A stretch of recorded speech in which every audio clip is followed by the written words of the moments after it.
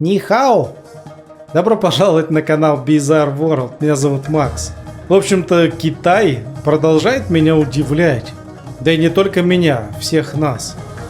Вы знали, что Китай уже формально скупил практически полмира? Всякие предприятия, инфраструктуру, даже целые страны порой являются крупными должниками Китая. Давайте посмотрим, какие страны попали в зависимость от Китая и стали по сути китайскими. Да что уж там, я уже даже и чай пью китайский.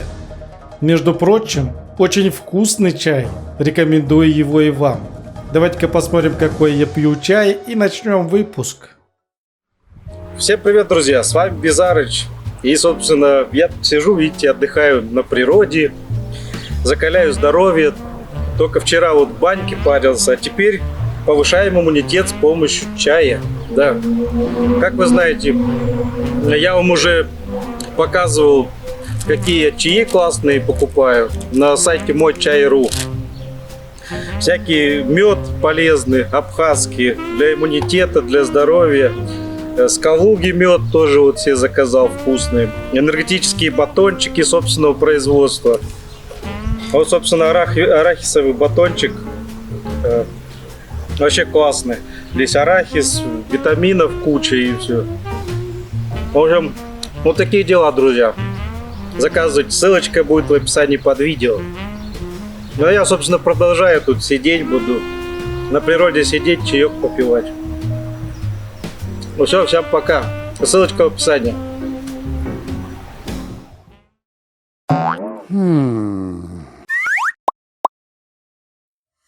Вообще Китай сегодня одна из крупнейших держав на планете. С этим, думаю, никто не будет спорить. Каждым годом набирает все больше экономических и политических влияний. При этом Поднебесной принадлежит инфраструктура и даже некоторые территории других государств. Африканские колонии, как пример. Африка уже долгое время находится в зависимости от других стран. А в 19-20 веках здесь были колонии европейских государств. Затем Черный континент делили между собой США и СССР. А сегодня их место занимает уже Китай. Медленно, но верно превращая Африку в свою ресурсную колонию. Происходит это довольно-таки просто. Поднебесная налаживает тесные торговые связи с африканской страной и заключает с ней контракт, допустим, на $1 миллиард. Вскоре власти этого государства осознают, что не в силах выполнить свою часть сделки, и китайцы просто забирают прогоревшие предприятия или сразу целые отрасли за долги. Вот такая хитрая китайская схема. Некоторые державы Африки настолько увязли в китайских кредитах, что теперь находятся вообще на правах китайских колоний. Но если европейцы в своих колониях строили школы, больницы, дороги, то Китай просто выкачивает из Африки все, что может. Деньги, ресурсы и так далее.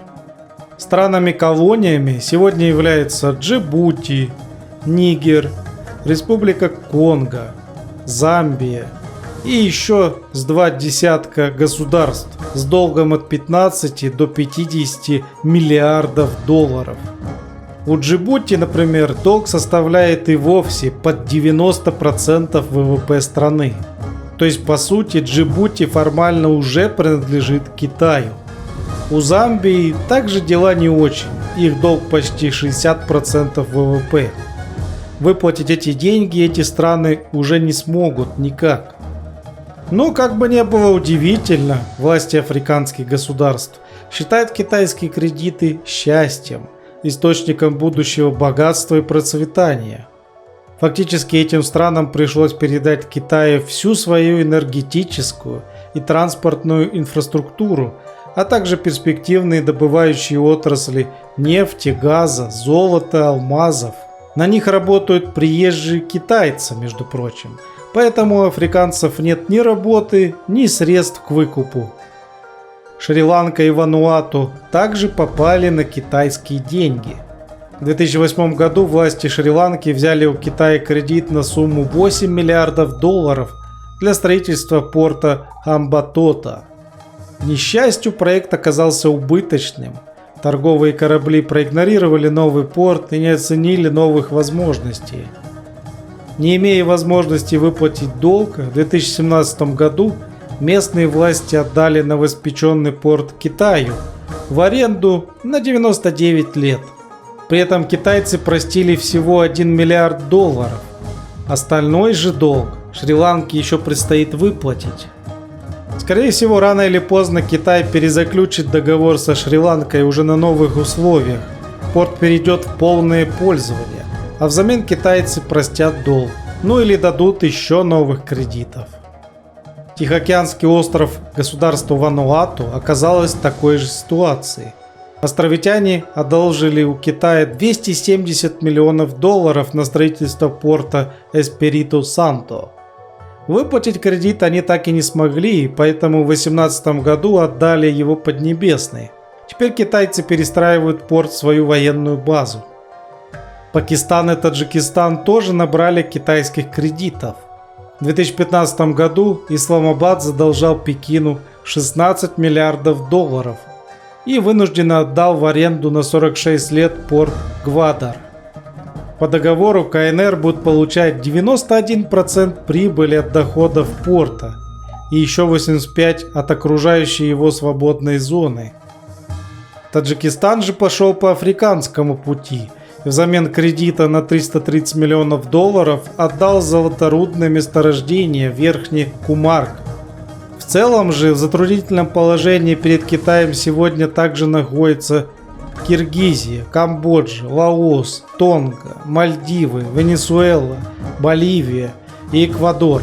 Все эти страны влезли в долговую китайскую ловушку. Вы только взгляните на эту карту мира. На ней показаны страны, которые задолжали Китаю деньги или что-либо уже отдали. Чем темнее цвет, тем больше стран сидит в долгах у китайских инвесторов. Но не думайте, что кредиты у Китая берут только лишь бедные страны. Как оказалось, долги есть даже и у России. В частности, Роснефть должна более 45 миллиардов долларов. Кредиты должны были пойти на будущие проекты и поставки нефтепродуктов. Однако руководство российской компании потратило все деньги на погашение прошлых кредитов. А также часть денег, исчезла, образно говоря. Поэтому нефть сегодня поставляется в Поднебесную практически бесплатно в уплату долга. Это далеко не все приобретения китайцев. Они также инвестируют огромные суммы и в Европу, Латинскую Америку, Ближний Восток. И если страны в будущем не смогут выплатить кредиты, Поднебесная заберет себе их инфраструктуру, промышленность. Вот он, так сказать, капитализм по-китайски. Такими темпами скоро Китай подгребет под себя весь мир. Ай, молодцы, хитрые китайцы. С другой же стороны, а кто виноват? Никто же насильно не втюхивает деньги. Сами просят у китайцев долг. Вот и отдавайте долги. Так что, друзья, пора уже нам с вами учить китайский язык. Думаю, в будущем он нам пригодится. Пишите ваши комментарии, что вы думаете по поводу услышанного. Также не забываем поставить лайк мне за труды, за старания и подписаться на канал Bizarre World, чтобы не пропустить новые выпуски. А у меня на сегодня все. Всем спасибо. Пока-пока.